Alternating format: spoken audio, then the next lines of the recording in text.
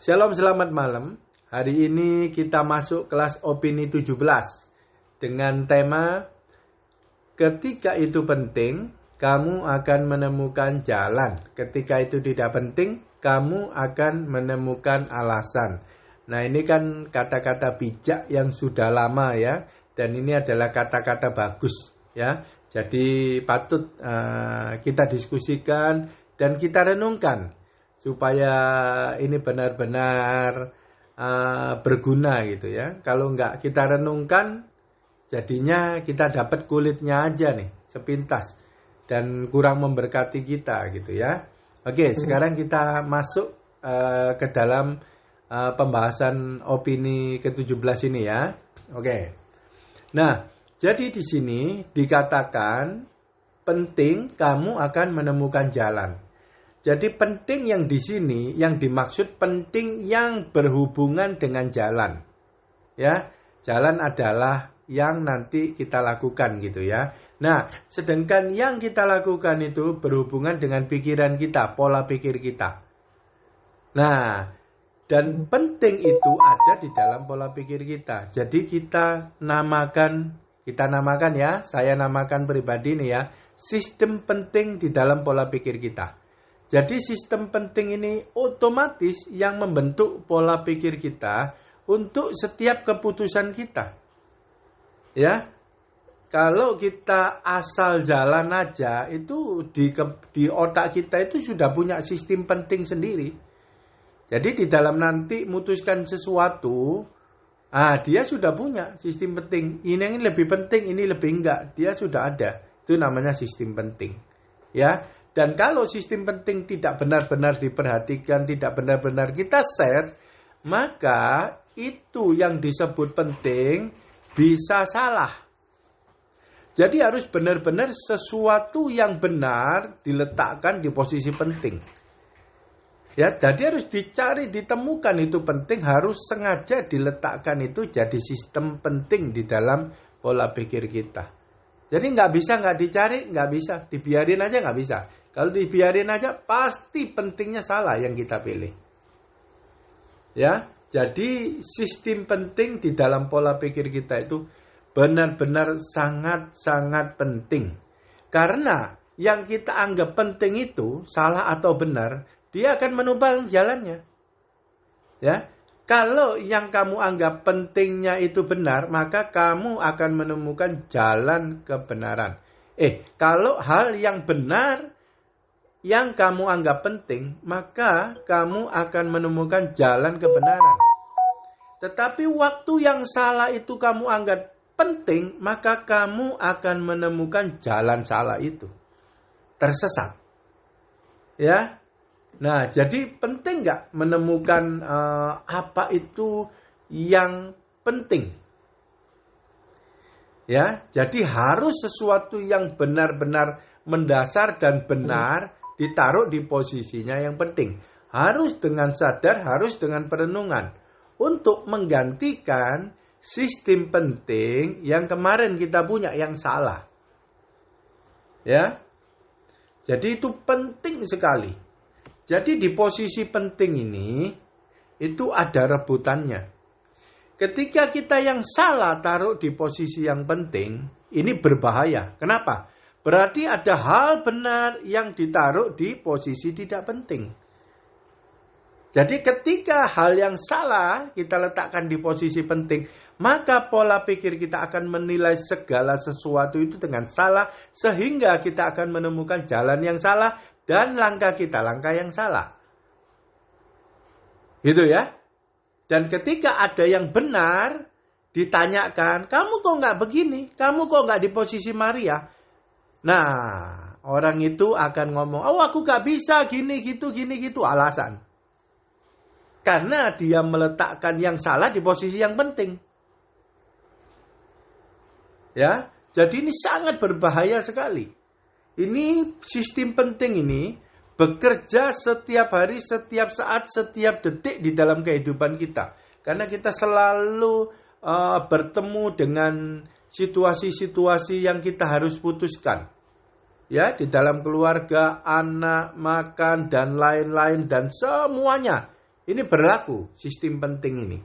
Ya toh, makan coba. Sistem penting. Kalau kita lebih mementingkan kesehatan, pilihan kita berbeda. Dengan orang yang lebih mementingkan enak. Beda kan? Nah, jadi ini sistem penting otomatis ada di dalam otak kita. Nah, yang sistem penting lama harus kita ganti dengan sistem penting yang baru. Justru kita harus menemukan yang benar, yang di posisi penting di dalam hidup kita. Yang benar-benar sesuatu yang benar, yang mendasar. Itu yang mengemudikan pola pikir kita untuk mengambil setiap keputusan yang benar. Supaya kita menemukan jalan yang benar. Ya, oke. Nah, kalau kita ngomong, oh posisi Maria penting misalnya ya. Merenungkan firman dan memperkatakan dan merenungkan firman siang dan malam penting. Yosua 1 ayat 8. Penting ya, oke. Dia bisa ngomong penting. Tapi apakah itu benar-benar dia sudah posisikan penting menjadi sistem penting di dalam pola pikirnya? Itu kan sulit. Kita tinggal lihat tingkah laku perbuatan hari-hari. Kalau hari-harinya jalan yang dia lalui dia tidak di posisi Maria, berarti posisi Maria itu dia tidak anggap penting. Ya, kalau mau tahu apa sistem penting di otak kita, kita lihat apa yang kita perbuat hari-hari. Dan itulah yang menjadi sistem penting di dalam kita. Jadi kita kalau nggak pernah merenungkan firman itu, berarti Tuhan sudah tidak penting di otak kita. Tuh, ini gawat ini. Wah, ini bahaya kalau ngomong Tuhan sudah nggak penting di otak kita. Wah, berarti yang penting apa? Di luar Tuhan. Di luar Tuhan apa? Duniawi, iblis, setan, mamon. Zaman sekarang itu aja. Dan kita akan menemukan jalannya dari iblis itu. Mamon, keduniawian, hedonisme, semua itu flexing. Jadi kalau lihat benar otakmu itu pentingnya apa, kalau mau tahu, lihat hidup kita kemarin. Hari ini lihat apa yang kita lakukan. Itu pentingmu, sistem pentingmu. Ya toh? Nah, jadi sekarang udah ngerti ya, kurang lebihnya ya. Kalau kita renungkan lebih dalam kata-kata bijak itu, kita dapat berkat yang besar. Nggak bisa sepintas, harus mendalam. Nah, sekarang apa musuh penting itu? Sehingga kita kok salah memilih yang penting. Apa musuh penting? Ini harus diperhatikan. Musuh penting adalah enak. Penting itu banyak di dalam hidup kita dikalahkan dengan yang namanya enak. Ya, benar-benar. Ya, makanan contoh ya, nggak ngomong yang dalam-dalam, makanan deh. Oh ini sehat tapi gak enak. Kita ada pilih, wah ini enak makanan tapi gak sehat. Kita pilih yang enak. Nah terus kita ngomong di dalam otak kita, oh yang penting sehat. Salah. Aslinya di otak kita yang penting enak bukan sehat. Ya, jadi mulut bisa menipu itu, bisa jaim. Tapi yang penting engkau dikenal dari buahnya. Jadi apa yang kamu lakukan? Nah itu sistem penting di dalam pola pikirmu.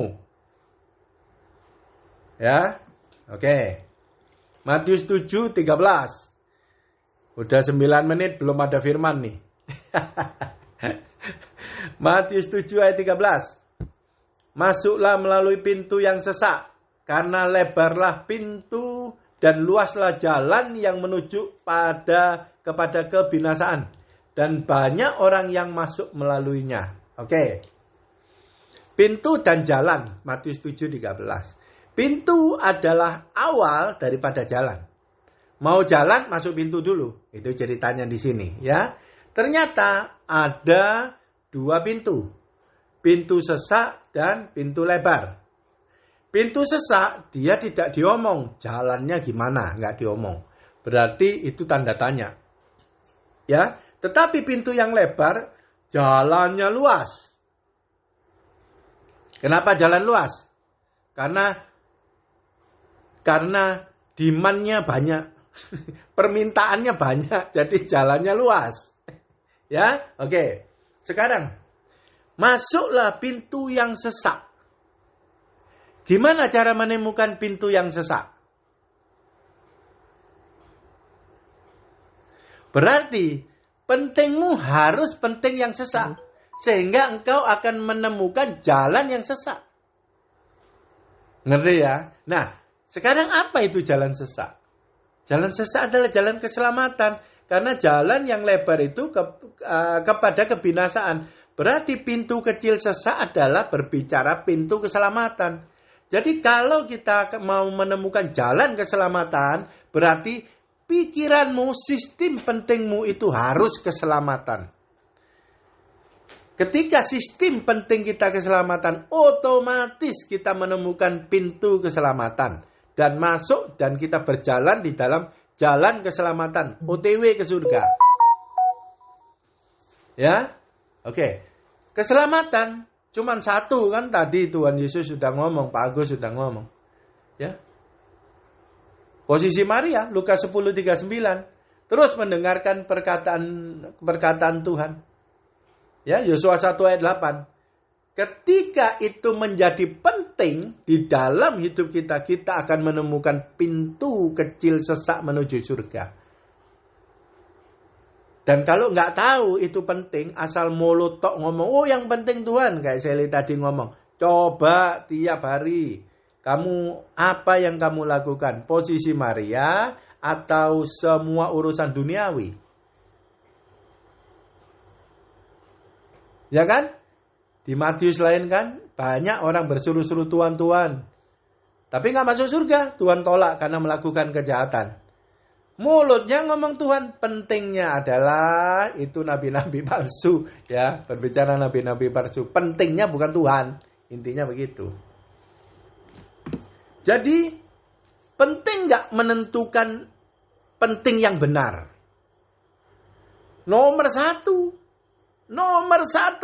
Salah penting, salah jalan. Salah penting. Urusannya surga dan neraka.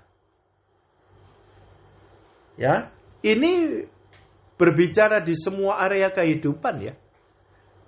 Rohani, jasmani, pekerjaan, dan lain-lain. Kalau pentingnya kita itu uang, bukan Tuhan, berarti kita itu bekerja cari uang, menghalalkan semua cara. Yang penting uang. Tapi kalau pentingnya Tuhan, di dalam cari uang, kita pakai caranya Tuhan. Kejujuran. Nah, ya kan? Jadi, pentingnya Tuhan itu tuntunan hikmatnya di seluruh area kehidupan. Ya, dari tiap detik sampai mati, sampai selama-lamanya. Nah, jadi kita harus mempunyai sistem penting yang benar. Jangan sesuatu yang salah, kita taruh posisi penting. Kacaulah hidup kita. Setiap hari kacau. Hubungan kacau. Semuanya kacau. Ya. Saya pun juga harus belajar. Karena ini tidak benar juga. Dan nggak gampang. Bukan tidak benar. Tidak mudah. Ya, untuk membentuk sistem penting yang benar di dalam pola pikir kita.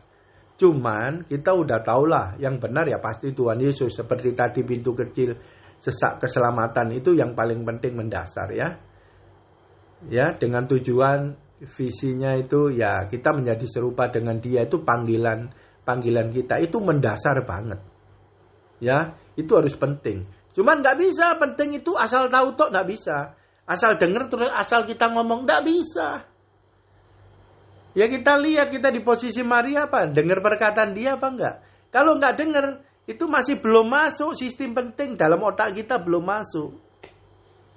Tapi kalau kita butuh benar-benar perkataan Tuhan, rema firman yang hidup hikmat itu, benar-benar kita rindu, kangen terus baca firman, itu baru benar otak kita sistem pentingnya itu Tuhan Yesus, keselamatan, pengenalan akan Dia. Ya, orang dikenal dari buahnya.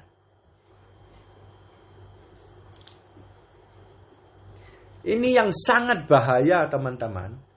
Kalau kita tidak menemukan penting yang benar di dalam otak kita. Kalau tidak menemukan, itu berarti ada yang salah yang menjadi penting di dalam otak kita. Ketika kita salah, kita jadikan penting, maka kita akan menemukan jalan salah.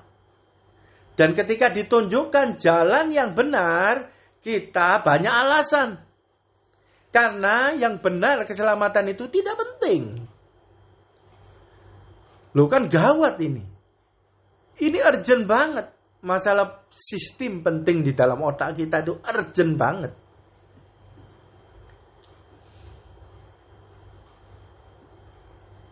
Ya. Oke. Jadi kita gali terus firman-firman biar kuat. Biar akan membentuk sistem penting kita. Karena ini firman baru dibagi. Ya, baru sebatas pengetahuan kita. Belum merubah benar-benar otak kita sistem pentingnya. Ya, itu yang perlu kita renungkan benar-benar, kita berubah, bertobat. Kita harus punya sistem penting yang baru, yang dari Tuhan, yang dari firman. Nggak boleh di luar firman, karena firman penting. Firman itu Tuhan Yesus. Ya, nggak ada jalan lain. Semuanya itu jawabannya Tuhan Yesus. Oke, Pengkhotbah 6 ayat 12. Karena siapakah yang mengetahui apa yang baik bagi manusia sepanjang waktu yang pendek dari hidupnya yang sia-sia, yang ditempuhnya seperti bayangan. Siapakah yang dapat mengatakan kepada manusia apa yang terjadi di bawah matahari sesudah dia? Oke? Ini luar biasa ayat ini nyambung banget ya. Oke. Di Pengkhotbah ngomong, ya, siapakah yang mengetahui apa yang baik bagi manusia sepanjang waktu yang pendek dari hidupnya yang sia-sia? Pengkhotbah ngomong sepanjang waktu yang pendek. Ya, jadi umur manusia itu pendek rupanya. Diomongin di Pengkhotbah ya. Hidupnya yang sia-sia. Dia ngomongnya gitu ya. Ya mungkin dia nggak tahu salah penting. Jadi dia ngomong sia-sia. Kalau salah penting, itu hidup kita jadi sia-sia loh. Karena apa yang kita lakukan itu tidak melakukan kehendak Tuhan loh. Sia-sia loh hidup kita. Sia-sia. Hidup kita bernilai itu ketika melakukan kehendak Tuhan. Kita dipakai Tuhan. Kita udah dibayar, ditebus lunas. Harus melakukan kehendak Tuhan. Dan itu pun jalan ke surga. Yang masuk surga, yang melakukan kehendak Tuhan. Ya. Oke, dan ini ditulis, siapakah yang mengetahui apa yang baik bagi manusia itu? Nah, siapa yang tahu bagi manusia yang baik? Manusianya sendiri aja nggak tahu. Buat dirinya sendiri aja nggak tahu yang baik. Setuju nggak? Manusia buat dirinya sendiri yang baik tidak tahu. Apalagi manusia setelah jatuh dalam dosa, naturnya adalah natur orang berdosa. Kecondongan hatinya adalah berbuat kejahatan. Ya, jadi nggak bisa. Tidak ada yang tahu apa yang baik bagi manusia. Bagi dirinya sendiri tidak ada yang tahu. Nah, kalau sudah kayak gini ya kita sudah tahu jawabannya. Siapa yang tahu yang baik bagi manusia atau bagi kita pribadi masing-masing? Ya Tuhan Yesus penciptanya. Gak ada yang lain jawabannya. Nah, kita sudah tahu sekarang arahnya. Apa yang dikatakan penting itu kita udah tahu. Tuhan Yesus. Ya. Nah, kalau hubungannya dengan jalan, penting dan jalan, kalau kita ngomong penting Tuhan Yesus, berarti apa? Firman-Nya sebagai penuntun. Firman itu pelita bagi kakiku dan terang bagi jalanku. Itu kita akan menemukan jalan keselamatan ketika firman itu jadi terang. Waktu kita tahu, waktu kita ngerti jadi terang. Nah itu yang penting. Dengar ngerti itu di mana? Di posisi Maria. Lukas 10:39 dan di dalamnya ada Yosua 1 ayat 8. Merenungkan firman itu siang dan malam.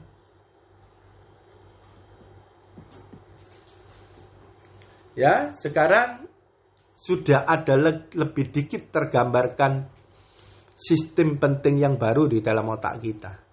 Sekarang kita lihat di zaman-zaman sekarang ini, ya.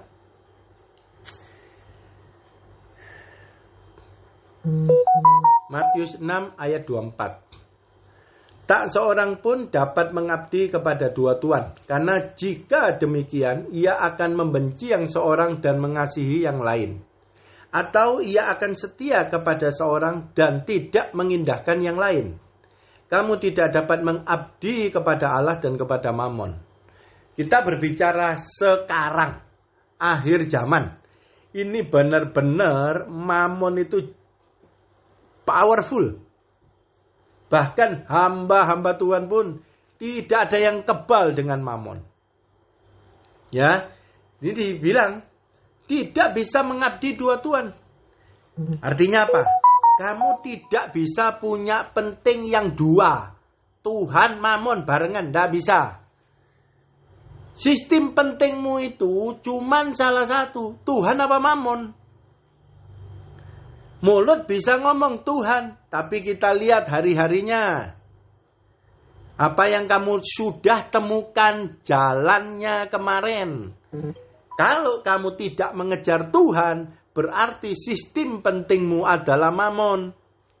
Karena selama ini kamu sudah menemukan jalan Mammon. Dan tiap hari yang dikejar Mammon only. Hanya uang, harta, kekayaan. Bukan Tuhan. Bertobatlah. Bukan tidak boleh kejar uang. Bukan tidak boleh. Tapi urutannya harus benar. Yang di atas harus Tuhan Yesus, bukan Mammon. Dan prinsip firman Tuhan itu yang merubah pola pikir kita, barulah dibawa kepada dunia kerja kita. Cari duit. Jangan meninggalkan persekutuan intim dengan Tuhan. Ketika kita meninggalkan itu berarti sistem penting kita sudah bukan Tuhan lagi, tapi Mammon. Dan Mammon itu di belakangnya adalah buahnya. Ada kekhawatiran, ada tipu daya kekayaan, ada hedonisme, kedagingan, flexing, semua di belakang itu. Mammon itu. Jadi kalau itu pun kita kejar dan kita dapat, kita rusak. Bukan tambah baik, tambah rusak. Karena kita sedang menjauhi Tuhan. Seperti si bungsu. Dikasih uang banyak, malah rusak. Malah kabur keluar dari rumah Tuhan. Hidup dengan pelacur-pelacur dan tidak karuan.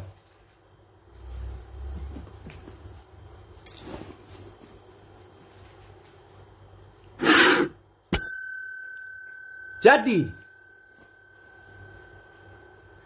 sistem penting akhir zaman sekarang ini ada dua pilihan. Tuhan atau Mammon. Ya, jangan salah. Kalau ragu-ragu, jangan keburu ngomong, oh aku Tuhan. Jangan keburu ngomong gitu ya. Simpan dulu. Kita periksa. Yang kemarin-kemarin itu jalan apa yang kita tempuh. Yang kita sudah temukan. Dari mana itu jalannya? Kita periksa. Kalau tidak mengejar Tuhan dengan pengenalannya di posisi Maria itu, bertobat. Kalau gak mampu, ya Tuhan gak suruh kamu mampu. Yang penting ambil putusan, berdoa. Bilang sama Tuhan, aku gak mampu Tuhan, tolong beri kekuatan. Aku mau. Tiap hari doa itu.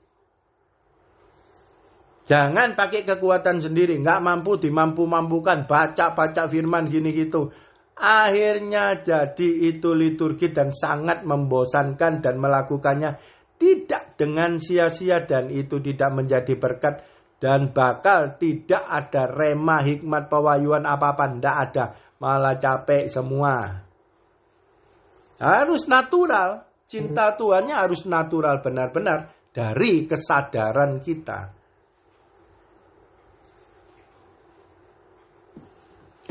Jadi ini dikatakan mengabdi kepada Tuhan. Mengabdi itu kan melakukan kehendak yang kita sembah, itu mengabdi.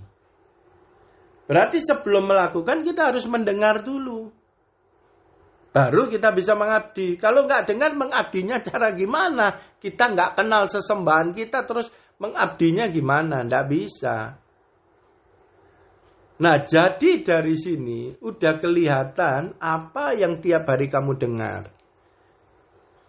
Itu jadi sistem penting di dalam otak kita.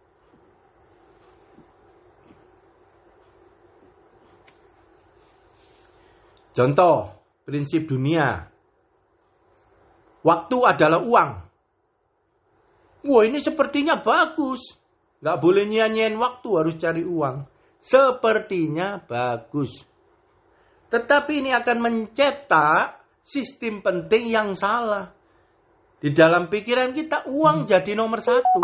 Kena mamon lah. Akhirnya apa jalannya? Cari uang dengan berbagai macam cara menghalalkan korupsi dan lain-lain. Kacau pokoknya. Yang penting waktu adalah Tuhan Yesus. Nah, itu benar. Ya. Jadi kita harus benar-benar di setiap area kehidupan kita itu pakai sistem penting yang benar untuk memutuskan segala keputusan di dalam area kehidupan kita. Harus berdasarkan firman Tuhan yang hidup, tidak ada jalan lain. Itu pintu yang sesak, artinya banyak orang gak suka, gak mau. Karena itu tidak enak buat daging kita. Makanya gak favorit, sedikit. Jadilah sempit. Jadi banyak orang itu tidak benar-benar merenungkan, memilih apa yang penting untuk sistem penting di otak kita. Di otaknya. Banyak. Terbukti kok yang jalan lebar itu banyak. Berarti dia salah yang penting. Salah memilih memutuskan yang penting di otaknya dia. Sehingga yang dia temukan jalan lebar. Gampang.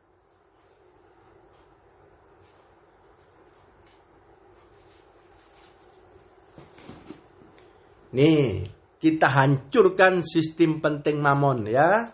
Oke. Lukas 12 ayat 15 sampai 21.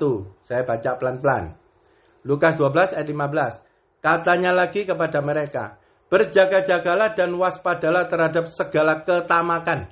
Ketamakan. Sebab walaupun seorang berlimpah-limpah hartanya, hidupnya tidaklah tergantung daripada kekayaannya itu. Ketamakan soal harta, soal kekayaan. Jangan kena, jangan tamak harta kekayaan jadi sistem penting dalam otak kita. Ketamakan adalah harta banyak untuk diri sendiri. Itu ketamakan. Ya. Jadi harta di dalam kita bukan 100% untuk diri kita. Sesi kemarin ada ditulis. Ada kewajiban pengeluaran yang diharuskan ke negara dan ke Tuhan. Dan di dalam Tuhan dibagi lagi kewajibannya apa. Ya, jangan tamak. Jadi maksudnya tamak adalah seluruh penghasilan untuk diriku. Nah, ini sistem penting. Kalau kita punya sistem penting tamak itu, begitu kita terima penghasilan, ya kita ambil semua. Jangan ngomong nomor satu Tuhan.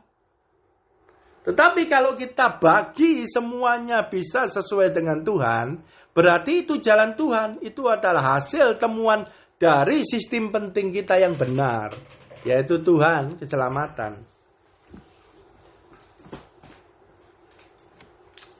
Amsal 10 ayat 22 dikatakan berkat Tuhanlah yang menjadikan kaya, susah payah tidak akan menambahinya. Berkat Tuhanlah yang menjadikan kaya. Jadi berkat Tuhan, ya, berkat Tuhan itu bukan uang, bukan kekayaan. Tapi berkat Tuhan adalah sesuatu dari Tuhan yang bisa memperoleh kekayaan itu buat kita. Ya, tapi kalau kekayaan di sini kan tidak dibilang nominal. Ya, nggak dibilang nominal nih. Masing-masing kaya nanti di versi otak kita masing-masing nominalnya beda-beda. Jadi kita gantunglah kata-kata kaya ini ya. Nanti tafsirannya. Susah payah tidak akan menambahinya. Jadi ketika engkau lebih susah payah lagi supaya kekayaanmu itu tambah, justru itu masuk di dalam jerat ketamakan.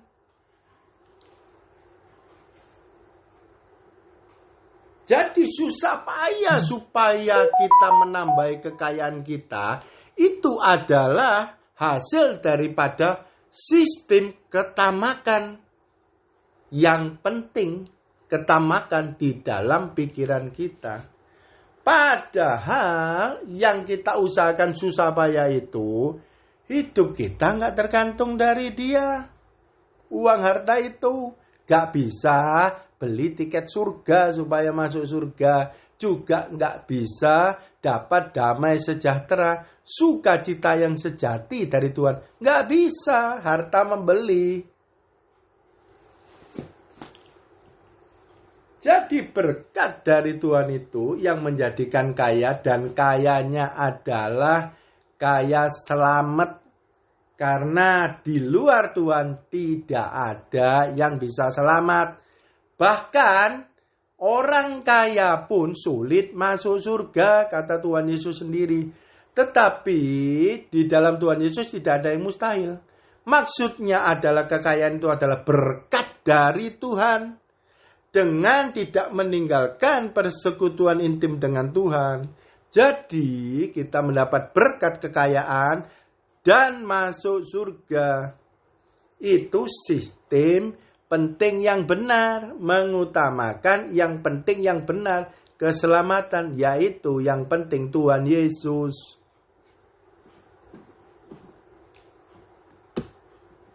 Nyambung lagi di ayat 18. Itu tadi banyak ayat-ayatnya ya.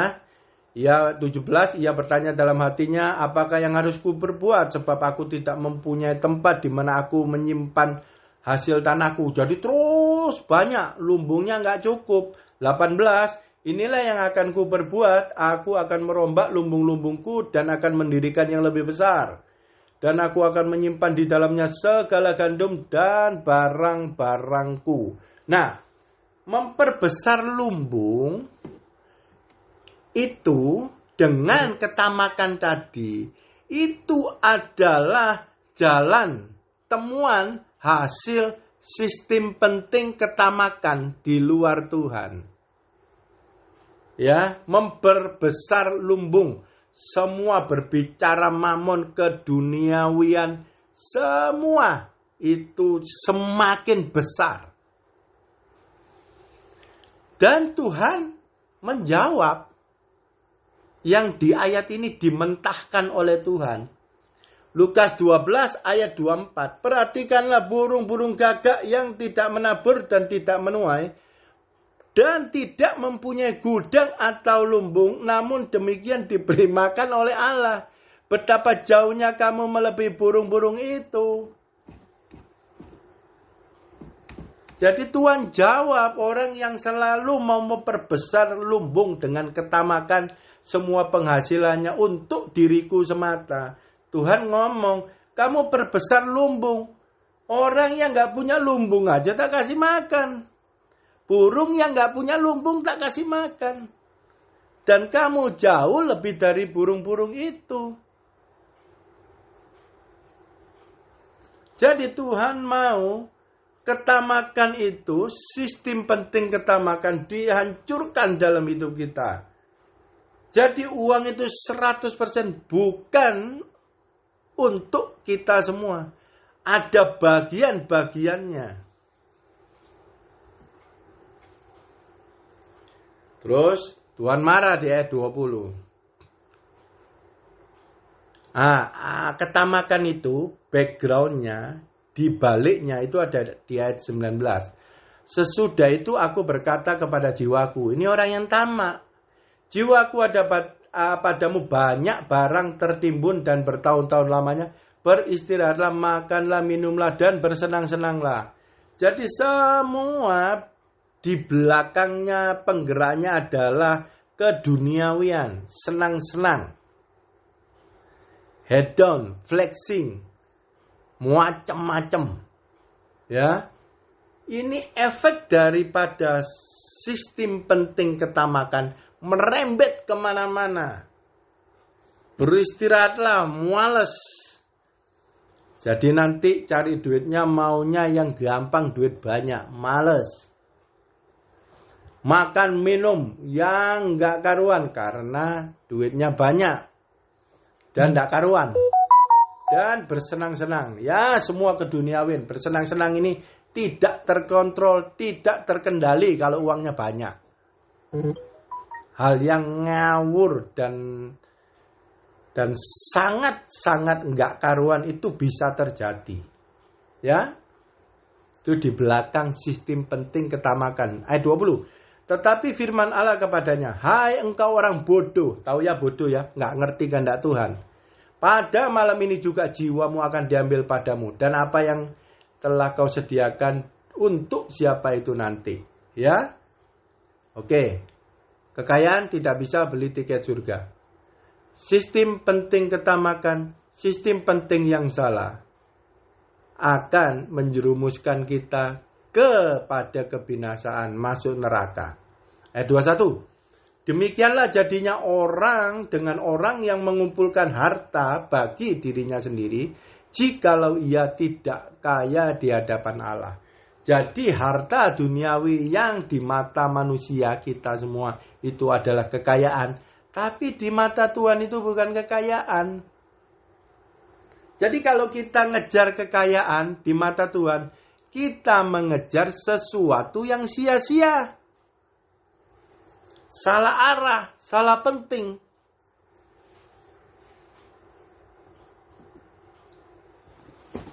Oke, penutup ya. Penutup. Ini ayat favorit RA.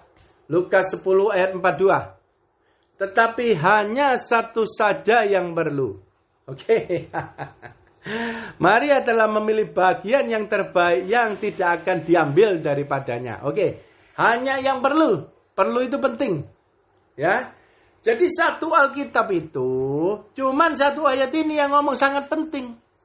Karena dengan melakukan yang sangat penting, yang sangat perlu ini, kita mendapatkan satu Alkitab isinya. Ini kunci. Kalau nggak lewat yang perlu, yang penting ini, kamu kehilangan firman Tuhan satu Alkitab itu. Kamu membaca tapi nggak ngerti apa-apa. Dan tidak ada hasil di dalam kehidupanmu. Dan sistem penting kita tetap mamon. Apa satu yang perlu? Itu menjelaskan di ayat 39. Perempuan itu mempunyai seorang saudara yang bernama Maria. Maria itu duduk dekat kaki Tuhan dan terus mendengarkan perkataannya. Ada dua, duduk kaki Tuhan dan mendengarkan perkataannya. Dan terus mendengarkan, gak boleh putus, harus setia. Inilah yang dinamakan posisi Maria, Lukas 10 ayat 39. Duduk dekat kaki Tuhan dan terus mendengarkan perkataannya. Duduk dekat kaki Tuhan artinya merendahkan diri. Tuhan Yesus ngomong, contoh aku lemah lembut rendah hati. Merendahkan diri, siap di kaki Tuhan, dengar. Jangan banyak punya sesuatu yang pamer kepada Tuhan kepintaran. Oh, aku udah ngerti gini. Jangan. Diem saja. Jadilah bodoh di depan Tuhan. Dengarkan perkataannya. Maka perkataannya itu bisa masuk. Kalau kita keminter, perkataannya nanti tidak bisa masuk. Atau bahkan Tuhan gak mau ngomong kepada orang yang sok pinter. Dan terus mendengarkan perkataannya. Terus itu berbicara setiap hari, selamanya.